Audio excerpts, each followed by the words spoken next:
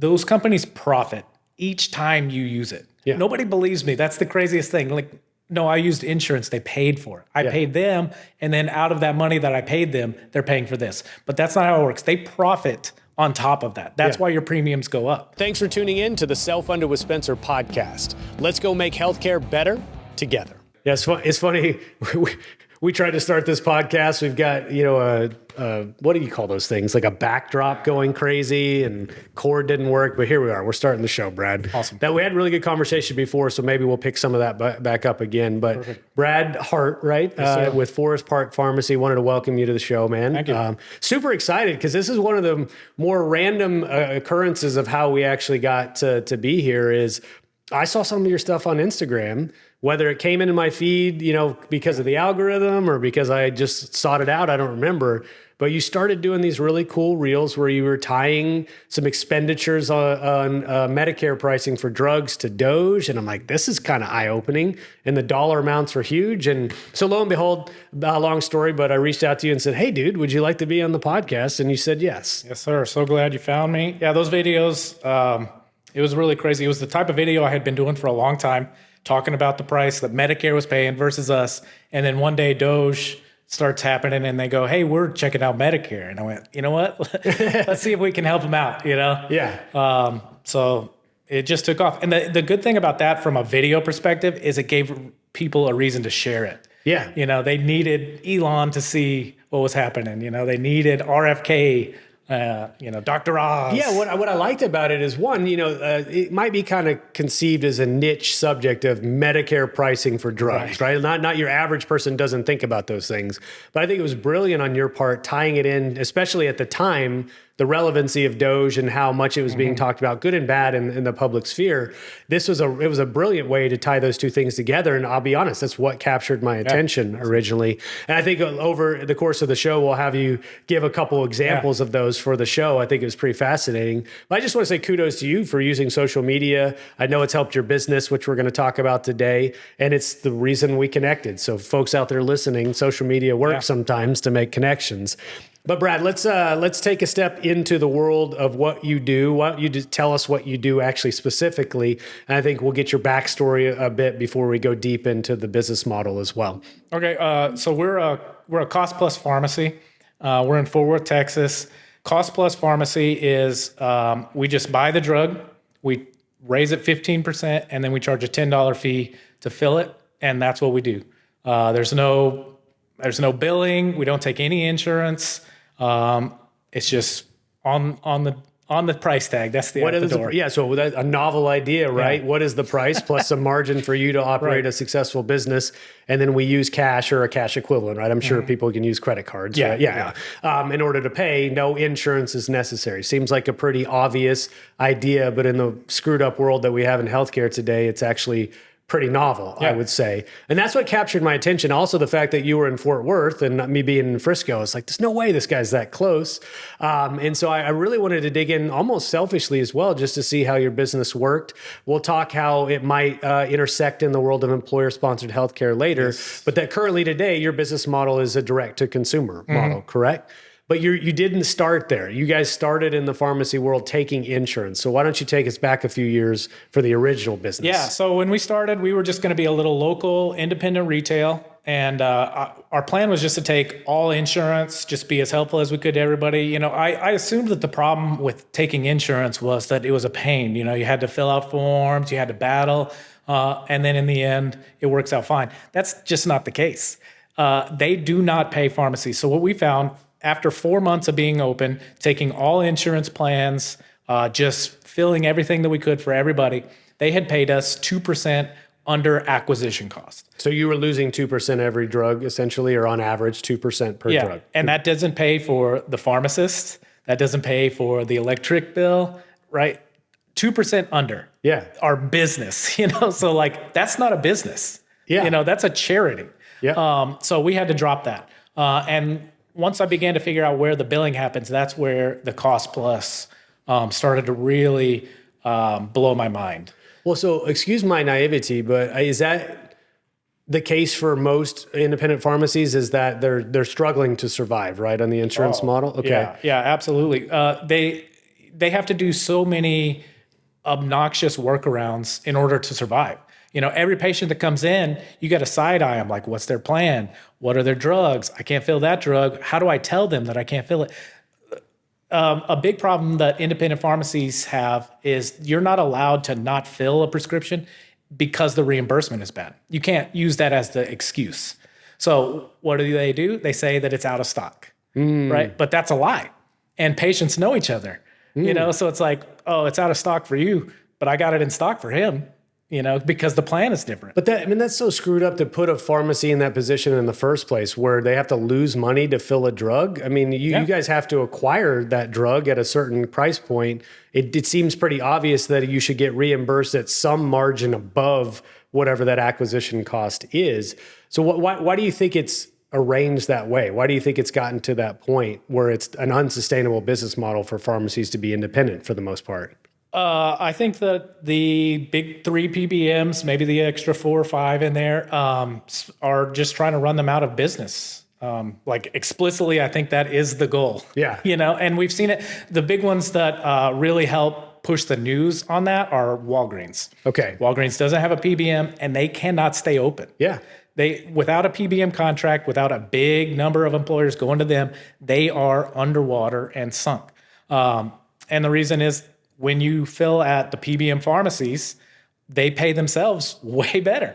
So they want all of that. They want that business. Yeah. We are bad for business. But as long as we're open, we're actually good for business because the contracts are so bad that they make money on the spread pricing just by keeping our money, you know? Well, so you were open for 4 or 5 months, you said, when you realized that it was an unsustainable business model. And so how did you discover this idea of abandoning insurance and going to a cost plus? And did you even know what cost plus was at that time? No, we'd heard of Mark Cuban, of course, was big news, but I didn't really know what he was talking about. Approximately when was this, by the way, year-wise? When did this happen? We opened at the end of 2022. Okay. So, and then you converted to the cost plus model in that same year? April of 23. 23. Okay. Sorry. I just wanted the timeline. So you'd heard about Mark Cuban speaking of cost plus, but then what was there a previous model or somebody as an example that you could go, oh, we could do that instead? Yeah. Well, so we were actually going through like a really tough time with the pharmacy trying to figure out what to do. And we went to a local conference, Diversify RX, and they brought out Kyle, I forget his last name, but he owns Blueberry Pharmacy. Okay. And it was one of the first cost plus pharmacies out there. And he was just talking about it. Super interesting to all the pharmacy owners at this event. Because it's so unique. And we were really struggling, everybody, with the reimbursements. And his pitch just hit us at the right time. Yeah. And so we just dove right in. We just said, forget it. Let's go for it. Well, what is the actual logistics, though, to convert a pharmacy from a traditional pharmacy accepting insurance to a pure cash-based model that's cost plus? Like, you don't just flip that switch overnight, right? No. Yeah. So we had to cancel all our contracts, which you would think like, all right, you cancel the contract and you're out. But that's not how it works with those guys. Okay. It took us, I think, 9 months to get out of our Caremark contract. Everybody else, a few months here and there. But it took a long time to get out of the contracts. And then obviously we're having to convert the patients. Dealing with them one-on-one was really a challenge. We lost 70% of our customers right away. Yeah. And then the remaining 30% dwindled down. We have about 10% of our original customer base. Okay. And then everything else is all new. But what was crazy was when we lost that 70%, we doubled our profits. Really? Yeah. Really? Yeah. Okay. Well, I mean, I guess it makes sense, right? Because you're able to add margin. Or, I mean, let's be honest kind of with the semantics. It's a spread, right? It's just a margin or a spread on top of the acquisition costs. But the idea is I know exactly what my cost is. I have to make a profit as a business to stay in business and keep the lights on. I'll charge a reasonable nominal amount above that and let the actual overall price be the competitive differentiator, right? So early reluctance. So some of these people are like, well, screw that. My insurance doesn't pay for it and I can't just pay my copay, so they have to go elsewhere. Did that lead to some awkward or difficult conversations with some of those folks or what? Yeah, it was very eye-opening and educational for me and for them because most people just hear insurance. You take my insurance, I can use you. You don't take my insurance, I can't use you. So I had to start teaching people about the price, and some people don't want to listen to it. The ones that I found are moms Moms have no interest in not using their insurance. Oh, those moms. Yeah, it's crazy because when we were taking insurance, we had a marketing firm, and that's who they aim at. Find the moms. That's how you get a family, And once we stopped taking insurance, moms were not interested in it. Well, that makes sense. I've heard the stat that moms, women in the households, make about 85% of the purchasing decisions on behalf of a family. So it makes sense, right, why you would target them. But so you lost all the soccer moms, right? Yep. And it's funny. Let's talk about this for a moment. The copay part of this equation, right? And I think this is actually one of the tricks that the industry's used to great effect to convince people insurance is necessary in the first place, right? So why don't you explain why copays actually cause some friction for you? So I call it the low copay trap. Okay. It convinces people to use their insurance since they don't know what the real cost is, they only are using the copay to determine what they should be doing. So for instance, a lot of our drugs are going to cost, under $1. And then we have our 15% and $10. So we're sending people out the door with $11. But if they have a $2 copay, then they're going to go with that. But that $2 copay is through, say, Express Scripts mail order. And then that drug is going to cost on the back end, it's going to cost the employer $30, $40, $50. Yeah. So the price is astronomical, but the person making the decision is deciding on a copay, which has nothing to do with the real cost of the drug. And then where does that $30, $40, $50 come from? From the premiums. Yeah. Right? Yeah. But there's too many steps in between there. ClaimDoc is a medical claim auditing and member advocacy company. We provide fiduciary services to employer-sponsored benefit plans, and allowing them to create an environment where we ensure that the benefit plans are being charged on a fair and reasonable basis. My business is basically people, and it become a real simple transition. We thought it was going to be far more complex. I've saved, we'll say, hundreds of thousands of dollars. I could not say enough about ClaimDoc. It's too many steps, and there's a disconnect between I pay my $2 and what this might lead to long-term in terms of premium increases year over year. And I get that. Soccer mom or whoever it may be that's busy, has got her kids in tow, I just need my prescription. I could pay $2 if I give you this card. I don't care what happens on the other side of that. And that's okay that she or a man doesn't think that way, but it's because the incentive structure is set up incorrectly for them to even be concerned or care about it, which is a lot of what we talk about on this show. So then you have to convince that person in that moment, hey, no, don't pay you $2 copay. And yes, I know it might save your plan $30, but I need you to pay me 12 or 15 instead, cash.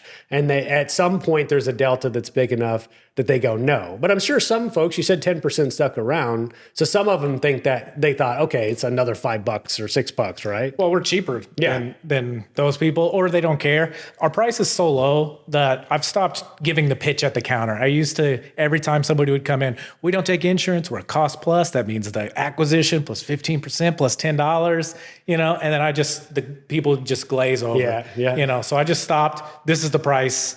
If they ask about insurance, I'll explain it. But usually the price is so low that they don't blink. Sure.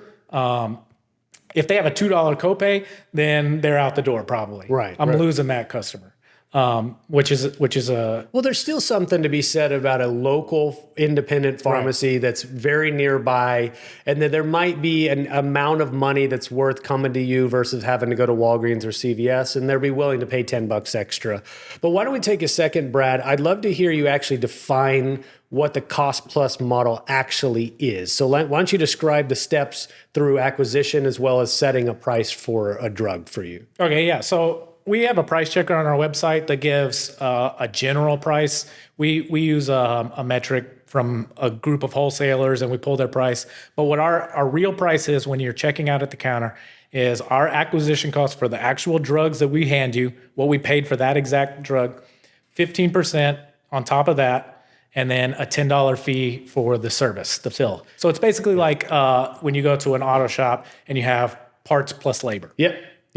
Well, but at first you weren't adding the $10, which people might say, well, you're getting 15% plus $10. That sounds like a lot of money. But you were telling me some of these are the drugs are pennies, right, for acquisition. Yeah. So you add 15% on top of pennies and you're making a couple pennies, right? Yeah, exactly. Yeah. Our very first customer, I was telling you, I have their dollar on our wall.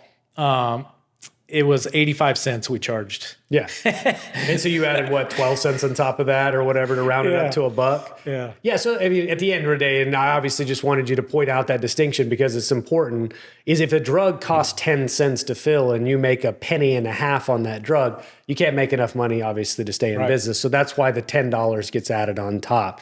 How many drugs did you fill before you realized that you needed the $10 on top? It didn't take long of going under $1. You know? You're like, I don't know if we computed this out correctly. Yeah. But I think that's what's eye-opening to me on that is the reality is that some of these drugs literally do cost pennies. I mean, some of them for 30-day supplies might be 10 cents or 30 cents, which is crazy because the end consumer doesn't see that. And even if they're paying $2 and they think that's fair, the reality is the economics is that drug is worth a lot less money. They're just unaware because there's so many different players within the transaction chain. Yeah, well, two big things that I've learned people don't understand about using their insurance, their pharmacy benefits, is one, those companies profit each time you use it. Yeah. Nobody believes me. That's the craziest thing. Like, no, I used insurance. They paid for it. I paid them. And then out of that money that I paid them, they're paying for this. But that's not how it works. They profit on top of that. That's why your premiums go up. Well, so what? Yeah, do you want to expound upon that a little bit since people are incredulous about that being the case? So for instance, if you're using one of the big three pharmacies and you're going through their mail order, they're going to be profiting because they have two contracts. They have the contract with the employer, the payer, and they have the contract with the pharmacy. And those don't connect. Those are different things. So if you're paying, if your drug is $2, then you're going to be getting it through your Express Scripts or whatever mail order, and it might be costing $50 through them. And since they own the pharmacy, they get all of it. If you fill that at an independent pharmacy, they're going to use spread pricing, which means they keep that spread. They're going to pay the independent pharmacy the $2 that the drug costs, but then they're going to keep that $50 that they told the employer that it costs. So they capture all of that spread at the PBM. The guy in the middle that nobody signed up for, nobody chose that company. Nobody wants them in charge of it. It's just the necessary middleman. The sad thing is you say nobody wants them, but unfortunately in the world that I deal with, employer-sponsored world, those entities get recommended often on, from the consultant or broker to the employer. They would argue that this contract is the best, or we've used our scale to go get you the best terms. We'll get you the best rebates, yada, yada, yada. But they're infusing the game with more energy than deciding whether or not they should participate or use those entities at all. And I think honestly, even people in my seat, it's so complex that at some point you get deep down the rabbit hole and go, I've lost myself. I don't know how to get back out. And so I can't even explain the problems because they've made it so complex. But I think the beauty of today's 2025, you've got folks like Mark Cuban talking about this. Obviously, you've been using social media. Some other folks are getting in front of Congress talking about the big bad three PBMs. And I don't think it's just them, but the whole PBM model unfortunately needs to be reimagined, if you will. And so I'm glad this conversation is happening now at a public level. And so give me an idea of your business now today. You guys switched over in 2023. It's now 2025. So you've been operating for a couple years. You lost a big part of your customer base, but of course, obviously regained a new customer base. So how did you go about acquiring that new customer? Yeah, so we just had to start talking about what our benefit is. And our benefit is that we are dramatically cheaper than insurance for the most part. The problem, like we've talked about, is that we're competing against the copay for the customer. But the dramatic stuff is on the back end that they don't see. So that's what I talked about. Some of those dramatic drugs. I forget which one went viral for me, but for instance, abiraterone. Okay. Our price is $96, and Medicare was paying $3,400. And that's per month, right? Or was it per prescription? Per prescription, okay. Yeah, so probably, I don't know specifically what they were doing on that one, 90-day or whatever. 96, I think, is a 90-day for us.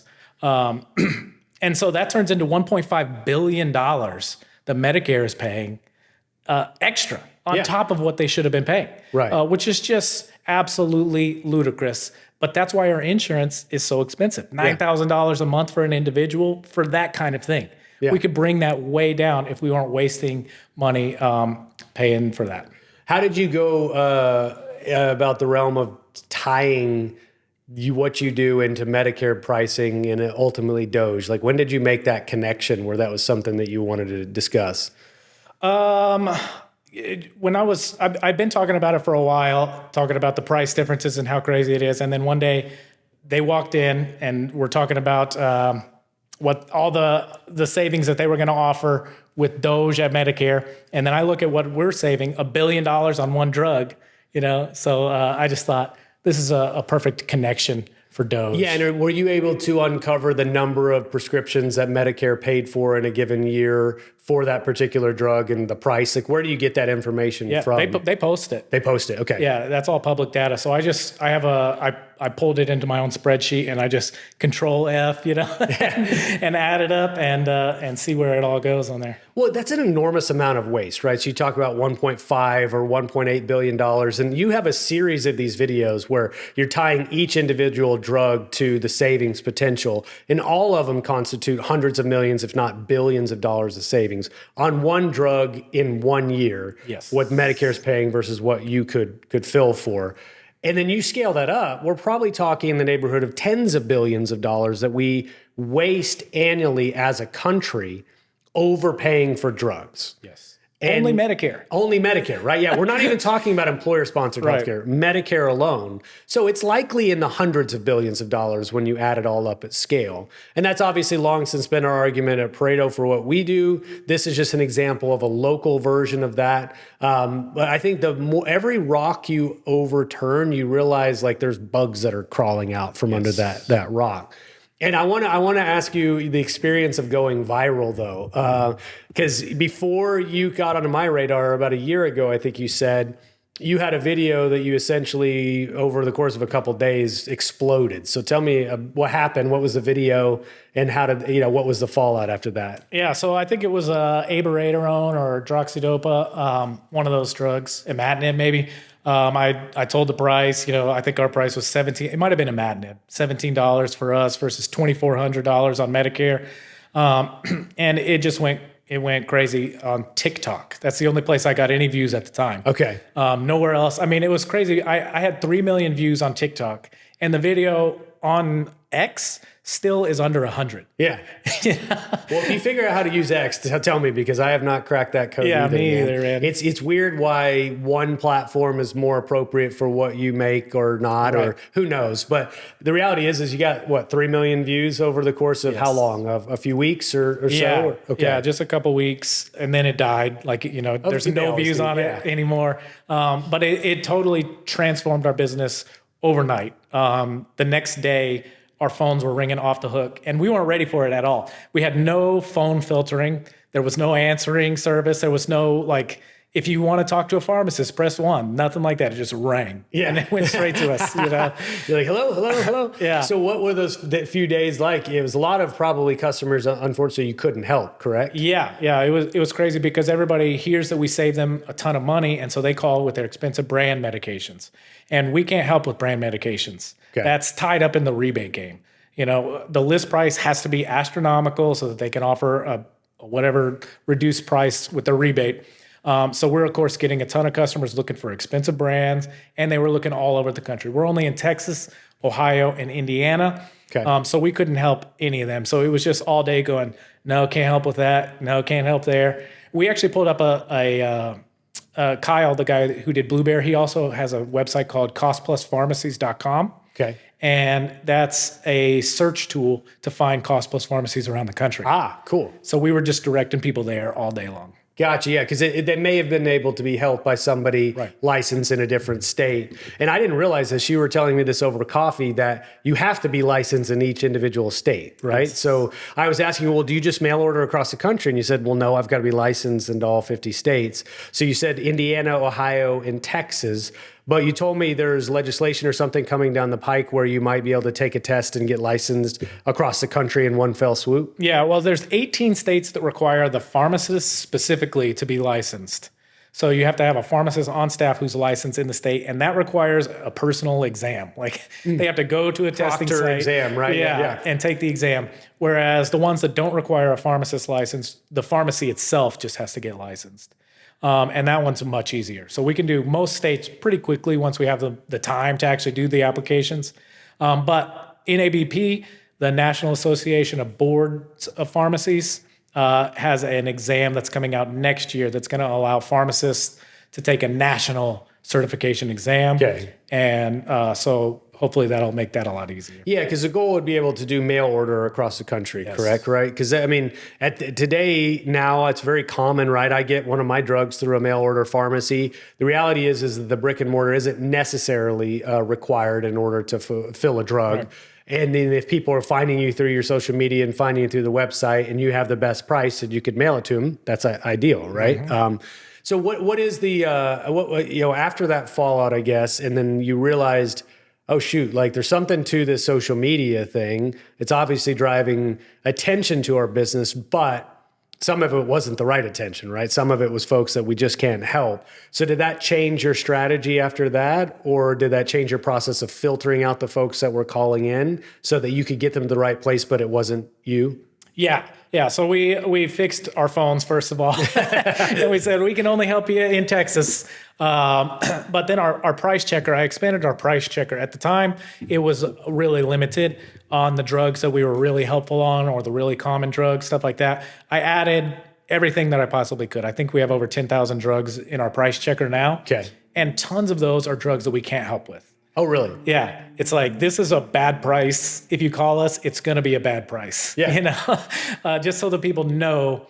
Well, so it acts as a deterrent in the situations where you don't have to get involved. They go, whoa, that price is too high. I'm not going there. Mm-hmm. And they never contact you. Right? And it's also educational to them, because people don't realize that the drug actually costs that much money. I know. Like if I filled that for you, I would be buying it first. Yeah. Having spent years working alongside healthcare leaders, brokers, and employers, I know how overwhelming healthcare can feel for our customers. We've all been there. Those renewal conversations that never seem to get easier. Rising pharmacy costs and medical costs, and no real transparency into where healthcare dollars are going. That's why I'm excited about Nomi Health. They're not just fixing the old system. They've rebuilt self-funded benefits from the ground up. With Nomi's network, you can offer something truly different. No copays, no deductibles, zero out-of-pocket costs when members see a provider. It's the kind of benefit that makes everyone ask, why hasn't healthcare always worked this way? Ready to bring your clients something different? Visit nomihealth.com and see how Nomi is rebuilding healthcare, one employer and one community at a time. Yeah, I think the reality is most people don't understand the cost of drugs. I mean, we use Stelara and Humira as examples on the show quite a bit. And, these drugs can have six-figure price tags, and they're very commonly filled drugs as well. And the average person taking them has literally no idea how much it actually costs their employer. They just know what their copay is. That's that copay trick game that you're talking about. And the worst part of that is the copays are designed with the tiering structure on the formulary to incentivize the filling of those drugs so that the PBM can maximize the rebate. That's when you really go, this is probably nefarious. It's not accidental. And if I make it very simple and easy for the member to pay the copay, which then incentivizes them to just fill the drug without asking how much it costs, well, they're the ones that get used as a pawn to extract wealth out of the equation, and they're simply the mechanism in order to justify doing it. That's the really, I don't want to say shitty part, but that's the shitty part of this whole thing, is the way the whole structure is set up. And so I like what you're doing, which is essentially saying, let's abandon that gamesmanship altogether. You cannot help everybody, and that's okay. But in the space that you operate, you absolutely can help people save money. And I think that's great. That price checker, though, how do you source the information for the individual? Like, where is the data on pricing actually coming from? So we use a network of wholesalers, and they have a lowest price tool. And so our price on our website is the lowest price from this network of wholesalers. And then we just use Excel on the back end to do 15% plus $10. So the price in our price checker is what's available for us to purchase, and then our fees and everything. And then how is that real time, where it's updated on a daily basis, or how frequently does it? Do you know how? No, we don't. We actually don't have to update it very often. Quarterly, maybe we update it. Yeah. And I'm sure, obviously, as new drugs become generic and stuff, they get added to the list, right? But I just think the full level of transparency on that is what people are begging for right now. And it's not just the pharmacy world, obviously, hospital claims and all the stuff that we could talk about as well. people just want to know that they're being treated fairly and that whatever amount is justified is justifiable, and the business makes enough profit to stay in business, but they're not gouging people as a result. And so I would love to see your model proliferate, but what are some of the constraints in order to be able to do this? What would prevent more independent pharmacies from converting over to cost plus? So the main thing is that you cannot do cost plus pharmacy if you accept any of the big insurances. So it's binary. It's either or. Okay. Exactly. Because they limit absolutely everything that makes it work. The price, the ability to ship, so many restrictions in those contracts don't allow it to happen. So that's what makes us so unique, is that everybody takes insurance. Everybody has insurance, so everybody expects to use insurance. So if you ditch all of insurance, then you're in a whole different world. And so that's the main thing that's stopping people from doing this. Now, if you go to an independent pharmacy, you're going to be getting a similar level of service as a customer. You're going to walk in and they're going to be finding a way to get you the right price that helps them, that helps you. Yeah. The person that's left out of that equation is the employer. Yeah. It's not helping the employer at all when the independent pharmacy is having to play those games. So it's kind of... Well, that was actually one of my main impetuses for reaching out to you, is like, I like the content. I want to discuss this on the podcast, but I go, man, I wonder how this could apply in the employer-sponsored world. So I made an introduction to you to a local consultant that I'm good friends with that's a really good consultant. And I said, hey, he's in Fort Worth too. You guys should talk. And so it sounds like you guys went at least down the pathway of figuring out if it was applicable to the employer world. So what did you uncover through those discussions? Yeah, no, I think we are built to help the employer. The way I see it is we're the absolute bottom price in reality. You know, you can play some games. There's occasionally on Medicare, like some common drugs that they're lower priced than us on. And then of course they charge you $3,400 for a $12 drug. But we're kind of the bottom price. We're the floor, the reality floor of pricing. So in my opinion, we should be everybody's first pharmacy.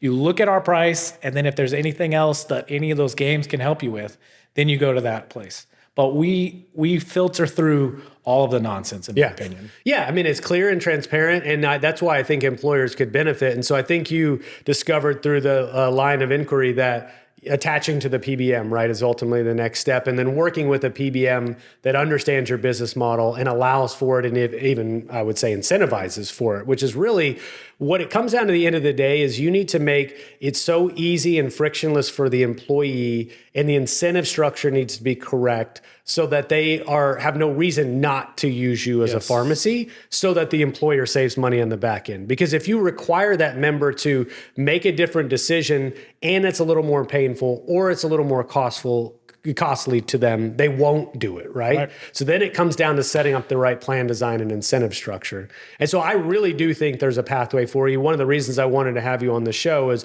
I know a lot of consultants and people in the healthcare space listen to it, and I wanted it to plant a seed in their mind of this is something they could potentially do. Pareto Health is the largest benefits captive in the United States. With nearly 3,000 captive members, $1.3 billion of stop-loss premium in force, and almost 1 million covered lives, no other benefits captive comes close to Pareto Health's scale.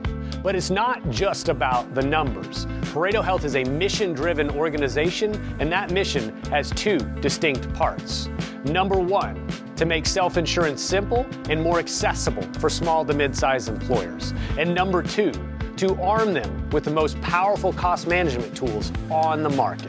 So if you're an employer frustrated with your healthcare outcomes, or you're a benefits consultant looking for an alternative to the status quo, it's time to consider Pareto Health. Pareto Health, where employers come to do self-insurance right, to do it easily, and to do it at scale. But one, I guess, gap right in your model is the fact that brand name and often specialty drugs are not most likely going to be appropriate to fill through you. And why is that? Just so people that are listening, why couldn't you get that cheaper? Sure. So all of our model is we buy it and then we add 15% and $10. But as we know, with brand names, it's all built on rebates. So in brand, it's about price minus something. That's what people are paying, but not for us. We pay the list price and then we have to add the 15%. So we can't help with brands at all. We do sell occasional brands to uninsured people or whatever, but it's not a good price. It's ugly, but we can get it for you if you need it. So that's why we can't help with that. Specialty is interesting though, because specialty is nonsense. Okay. I don't know if people know that. But Yeah, why don't you tell us why? Yeah, specialty used to mean it was challenging. The customer needed a bunch of help. The drug was tough. It was expensive. Now it only means expensive, basically. Okay. But specialty generics seem to be the biggest oversight. That's where I find the most absurd prices in my. Really? Yeah, it's specialty generics, thousands of dollars, and they're so cheap. Yeah. Yeah. When maybe I'm just I'm not as well versed as you. When something becomes a specialty generic, what is that classification? Do you know how to define? No, specialty is nonsense. Yeah. Okay. Let's just when you hear specialty, think nonsense, right? Yeah. But so that's some of the gamesmanship on the tiering of the drugs, and it has to do with the formulary in of itself. So there are situations though you can help on a specialty generic substantially as well. Yeah, exactly. Yeah, it's huge. And the FTC did a whole report on specialty generics. I don't know if you saw any I guess of their I didn't reports. know. They did two huge reports over the last couple of years that really blew the lid off of the PBMs. They dug in. They found all of the stuff. Okay. They did the first one on just in general what they're doing, and then they did a whole second report on their specialties and the specialty generics specifically. And it's ugly stuff. You got to find that report. I want to ask you though. You mentioned I think over coffee, some drugs require cold storage, correct? So like, tell me some of the logistics behind that. Do you guys get involved in mail order for cold storage drugs? How does that work? Yeah, so there's just a few requirements. Different states have different requirements over how you ship and what type of tracking and monitoring you need to have on it. Most of them require overnight, that type of stuff. But it's just a matter of finding the right materials to ship, the thermometers, all that junk, and getting it out. But we do a ton of that. We do compounded GLP-1s was huge for us, obviously. Okay. That helped your business early on, right? The timing of the compounding. But you were telling me that a lot of that obviously is going away. It's relevant to speak about right now, if you don't mind. What's happening with the compounding at the moment for GLP-1s? Yeah, so the 503Bs, I mean, I think this was new. It was new to me, but I was new to pharmacy at the time. But I think it was new to everybody, just how powerful the 503Bs can be in certain situations. 503B is an outsourcing facility, so they can batch compound. And compounding is just where you take the active ingredient and then you make it into the drug, however people need it. But they can batch and they can sell to pharmacies, which is unique. I can compound. That's what I spend a lot of my day doing is compounding. But I can't sell that to a pharmacy. I can't sell that to a doctor. Okay. I can dispense it. That's it. But the 503Bs can sell it. So when all of the GLP-1s went on shortage, that's where the 503Bs really skyrocketed and became incredibly valuable. So once we got access to the 503Bs, we were able to start dispensing it. All the independent pharmacies were able to. Huge advantage for independent pharmacies versus the big, CVS. CVS isn't going to go and dispense a compounded GLP-1. Right. But the independents can. So and the price differential was huge, right? Yeah, it's absurd. And I don't think customers are going back to those crazy prices now that it's coming off. So basically, we're allowed to compound the GLP-1s because they're on the FDA shortage list. Yeah. Now that's ended. They say that they can produce enough of them. So now 503Bs can't do it. You could still compound it if you're doing it for specific needs, anything different. There's all the ways that you can normally compound. You could still compound GLP-1s. But if you're just doing batch compounding broadly, then you're not going to be able to do that anymore. Yeah, and that's unfortunate, man, because the price differential is like a 10-fold difference in pricing when it's compounded. And I know there's some entities that are seeking to perhaps add a variable into the compounding process to make it a novel compound like a B12 or something to that effect to somewhat skirt the restrictions around the shortage rules. The reality is that's probably in somewhat of a gray area. Mm-hmm. And you said there's maybe a lawsuit that's going on right now to fight that? Yeah, big one. So there's a big compounding pharmacy in Texas that has added B12 to it specifically, and they say that that's enough. They're going to be able to continue to do it. They launched right as the shortage was ending, so I'm wondering if they were looking for the lawsuit kind of just to challenge it and see if they can open it up. But they got sued right away, like a week later, And so they're underway with that. And then semaglutide's coming off. They launched the same thing for semaglutide. So I think they're looking for a fight. And I was telling you over coffee, I actually like sometimes when somebody's willing to take it on head on, even if the lawsuit does not result in it being in their favor, the exposure of what we're actually arguing against, right, is like, you're telling me I can't compound and then sell this drug to somebody for 10 times less than what the pharmaceutical manufacturer is charging for it, when it's essentially the same drug at the end of the day, as long as you've got standards for the compounding to ensure there's oversight. You're telling me I'm not allowed to do that because there's no perceived shortage of the drug anymore. I don't think that's going to sit well with a lot of folks, because what about the folks right now who are paying out of pocket rather than using insurance to get the compounded version of a GLP-1, and they find out one day they can't fill it anymore, and they have to go back to their doctor and figure out if they can take it anymore. One of the issues we're seeing in employer-sponsored healthcare is a lot of employers are deciding not to cover GLP-1s for weight loss alone. So the workaround is to get the compounded version in cash for that individual. So if that goes away, that person may not get access to the GLP-1 at all, or they'll have to pay $1,100 or $1,200 a month instead. Yeah. That's a bad outcome for a lot of people. Yeah, and this is really interesting right now because of Trump's executive order that said he wanted to allow direct to consumer. Yeah. And Eli Lilly and Novo Nordisk, and I think Pfizer has one as well, both launched their own direct to consumer model. You go straight to their website and they have a non-insurance price, which is significantly lower, which I'm like, I don't understand what's happened here. How much lower is it? Just can you give me an idea? I think that Novo Nordisk might be in the $500 range. Okay. Direct to consumer, if you don't have insurance. Okay. But they also specified if your insurance doesn't cover it. But I don't understand, that's been one of the things that's held back low prices in pharmacy is Walgreens lost a big lawsuit for this. When you offer a lower price than you're charging insurance, that's not allowed. So that's what would that be? It's not a bias. What would that be? I mean, it's basically prejudicial against those that are insured or treating people differently based on their insurance stature, which is, that's unfair quite on the surface. But it's not different than if I walked into an ER and asked to pay my bill in cash. I'm most likely going to get a better bill than my insurance reimbursement, which is crazy. Yeah. Because you go, oh, this entity has tens of millions of lives behind me that they can go negotiate with to get me the best discount. Yet I can walk in solo as an individual here in Prosper, Texas, and get a cheaper price if I pay for cash for a service. Yeah. And that's why we work, because the insurance companies literally require us. There was a huge, I didn't understand it when we got started, but you have to set your usual and customary price. And so I'm like, well, let's set it low. And then, it's cheap and we get insurance, but it doesn't work the way that they reimburse you. If you set a low usual and customary price, then you'll never get paid from the insurance company. And so you're just losing money on every transaction. So they're essentially saying, I need you to raise your price before I'll pay you. Exactly. You have to tell them it's an absurd starting price and you have to charge people. Yeah. If somebody comes in, that's what I have to tell them my cash price is. That's why I had to drop all insurance in order to get my price checker. Well, it's actually pretty awesome that you were able to do that so quickly, right? Because just like we were talking DPC, direct primary care, and fee for service, there are a lot of people, unfortunately, they're stuck in that fee for service model and been doing it for decades and may not believe that their current quality of life is what they envisioned when they left med school.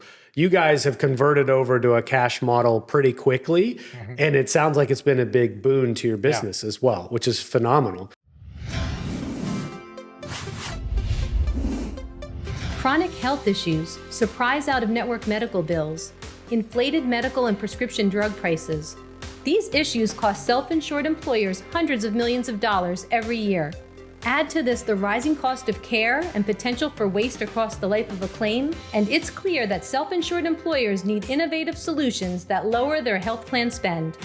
At Valence, we've done just that, developed innovation that shifts the current paradigm.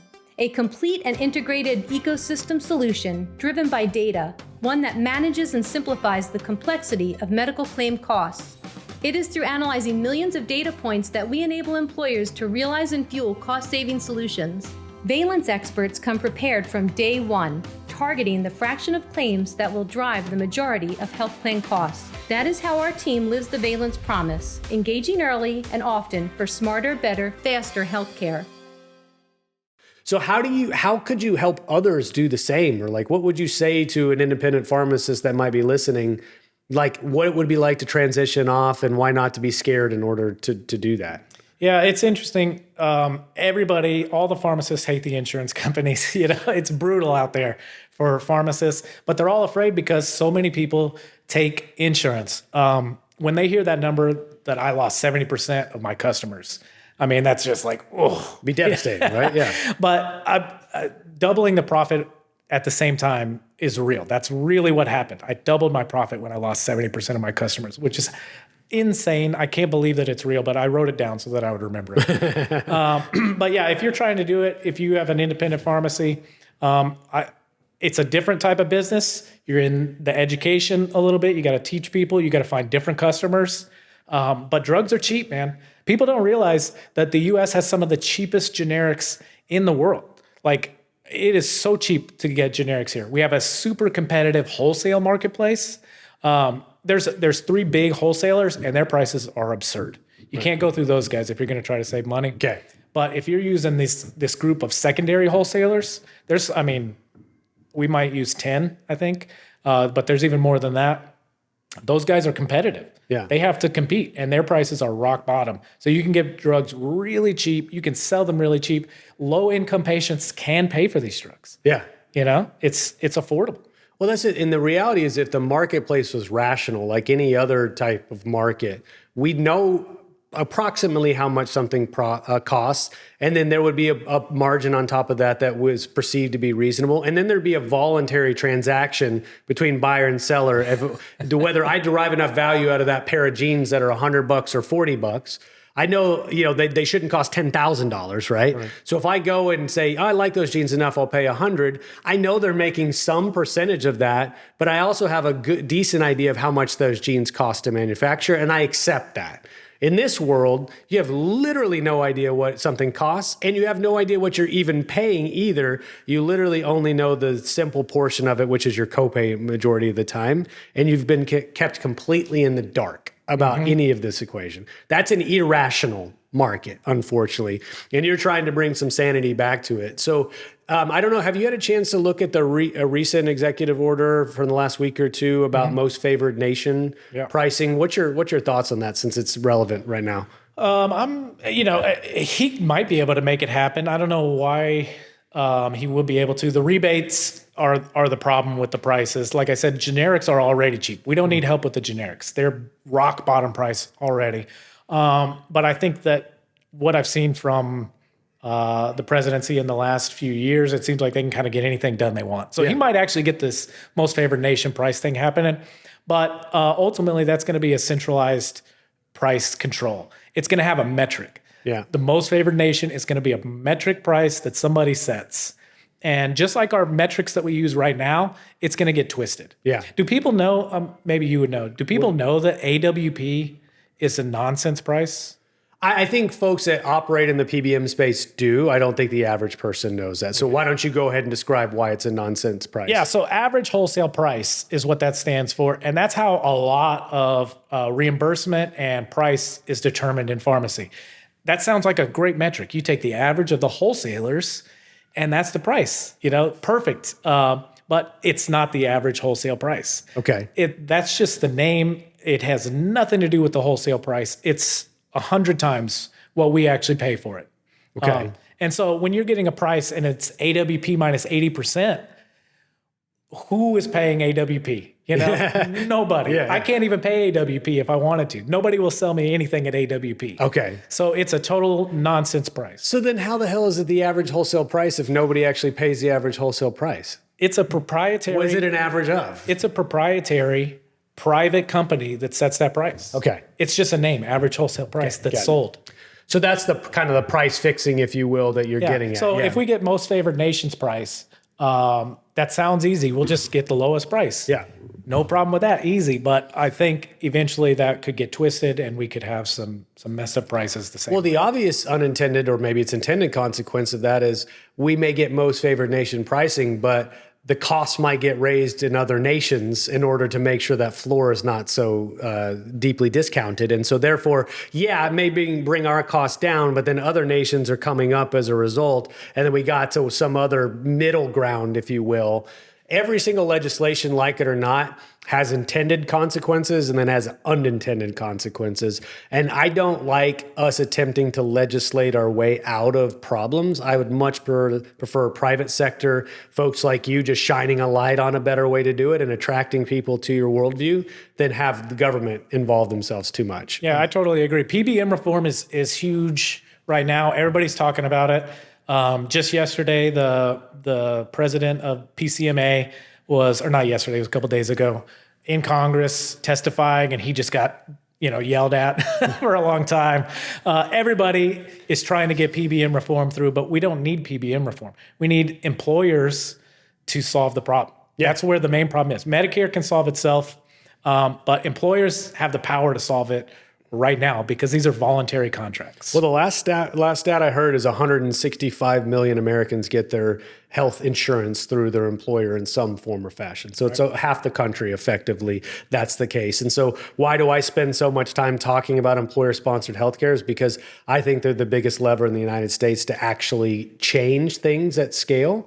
But you have to convince enough of them to be willing to do it, right? You've already got the AT&Ts and the Walmarts of the world. Their scale is so massive. They're already doing most of the things that we're describing. The ones that aren't are the moms and pops, the small to medium-sized businesses who make up a very large portion of the employee population in the United States.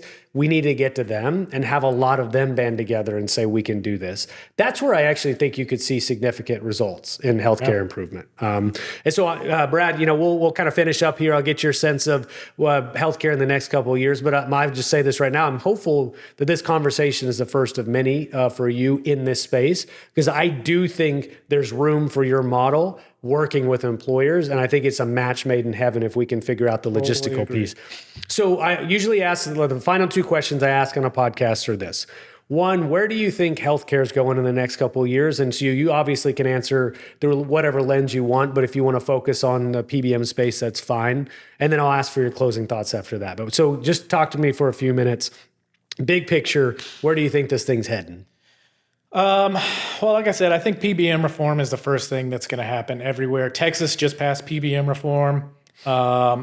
Everybody wants PBM reform to happen. President's up there talking about PBM reform. What is the one in Texas specifically? What was? So that one's boring. Is it?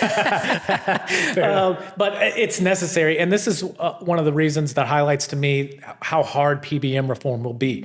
It's a huge headline in Texas. PBM reform goes through, but you look at it, and it stopped PBMs from limiting what retail pharmacies could do. They previously limited them from signing up with specialty. So that's in there. They are not allowed to reclaim money in the future just for no reason. I don't know if you knew that they could do that. No, I did not know that. Yeah, they could just tell you that they'll pay you this much, and then a couple months later decide they were going to pay a little bit less, and they'll just take that money back from you. Jeez. So they stopped that. So little things like that don't make big headlines, that don't change the healthcare world. And we call that PBM reform, but we need 10,000 of those things happening. Yeah. And if we plug one of those holes, then another hole is going to spring open. Yeah. So I don't think the legislation is going to get us there, but I do think legislation is going to happen. I think every single state is going to have it. I think the federal government is going to push it through. Some type of PBM reform is going to happen. And specifically with this executive order, saying that they're going direct to consumer. They want direct to consumer to happen. Yeah. It's already started to happen. And I think that's going to expand, and that's going to be really interesting to see what happens. Well, the direct to consumer, it's similar, and I will admit I'm not really well versed in this, but the idea too, you can't really buy a car without a dealership, right? The dealership model requires the middleman for a number of reasons, right? And I know there's service and warranty contracts and things like that, so I get why that model exists. But even Elon Musk is you can go to a Tesla dealership. There's not really cars there. You pick it out and then they ship it to you. It seems kind of obvious if you insert a middleman to some degree, there's going to be some spread or margin that they're extracting out of the equation. And so why couldn't I go to Eli Lilly's website as an example if I needed this particular drug. And hopefully I should be able to get it for cheaper because there's fewer steps in between them selling it to me, right? I mean, at least that's the concept. I don't know if it's actually true or not, but it makes sense on the surface. I would agree with you. I do think too, though, the solutions actually already do exist today. Yes. And I've been talking about this for years. I just spoke with somebody yesterday because I mentioned Mark Cuban at our event said he would really like to see formularies untethered from PBMs, where an independent agency is working the formulary and setting that formulary with different incentives. Well, I talked to an entity that is doing that and is using independent claims processors, formulary, et cetera, and they're centralizing the contract. And they're doing something, just so we can nerd out for a second, it's called comparative effectiveness analysis. So they're looking at drugs and not saying, is it good versus placebo? It's like, what drugs in this class provide the most value with a cost and a benefit matrix. And then that comparative effectiveness is deciding out of those drugs, which one's the most appropriate to add on the formulary. So rather than just whatever is maximizing a rebate, it's what's actually the most clinically effective and also the most value price-wise. Those things are out there right now. I think the reality is that not enough people know that they're out there. And so we have to keep talking about them as much as possible. Yeah, I totally agree. No government's necessary in that equation. Yeah. Yeah. Every one of my videos, people go, how can we fix this? These problems are crazy. And every time I'm like, I've already fixed it. Yeah, I fixed it. Use my pharmacy. The price is already cheap. There it is. Yeah, but the thing is, you fixed it for a certain subset of the population, right? And what we want to do is fix it for a much larger scale of the population. That requires framework. That requires systems be in place, a sales process, et cetera. I get all that. But I am adamant that the solutions are already present today. We don't need anything new. We simply need more people to use them. Totally agree. Well, Brad, I don't want to get your closing thoughts then, man. The folks that are listening for we've been, 45-ish, 48 minutes? 55, longer. I always try to guess. It's about 55 minutes so far. What do you want to leave the audience with? Either an idea, closing thoughts, a call to action. The floor is yours, whatever you want to say. Yeah. Well, I would just encourage everybody to use our website, the Price Checker. I'm realizing as we do this that most people don't actually know the price of medications. Yeah. So I'm only in Texas, Ohio, and Indiana, but anywhere else in the country should have a place where they can see what the drugs cost. Okay. And that's what our tool is. So if you look at that price checker and you realize that you've been getting gouged, then you can have the light bulb go off. Yeah. And go, oh, we need to change something. Is that price checker, what is the actual URL? Is that at forestparkpharmacy.com? Yep. And then this is right on the front page. Right on the front page. So I could go in and say, just use a drug that pops off the top of my head, metformin. I could go, how much is metformin on your price checker? Gives me the price, and I go, oh, I want to pay that, and come to you, right? Yeah. Assuming I'm in Texas, Indiana, and Ohio. And if you're not, then you know that you need to start looking around. Like, oh, something's wrong with what I'm paying. Yeah. And I can solve this. Well, and I hope some people actually do that, and then they go to their head of HR or whoever's managing their benefits and go, why are we paying? Why is our plan paying this for my drug? I don't want you to pay that. I actually think people are ethical and moral for the most part if you give them the chance. Absolutely. And if I go, geez, I didn't know that drug cost $5,000 a month, I might be asking questions of my doctor, or I may go ask questions of my employer and say, hey, do you think there's like a better way for me to get that drug? I suspect people would actually do that voluntarily instead of saying, I don't care, it's just my insurance. They're going to care when the premiums go up 17, 20% every single year. I don't think enough folks realize their behavior and their choices at an individual level, what they impact at a collaborative level, a collective level as well. So, well, Brad, I really appreciate you making the trek over from Fort Worth, man. I know it's a little bit of a hike, but this has been a pleasure sitting down and talk to you. And I hope you keep doing what you're doing on Instagram and TikTok and stuff, because it's been really cool to watch. It's really eye-opening. So keep shining the light for everybody, man. Appreciate it, man. I really enjoyed it. My pleasure. Thank you.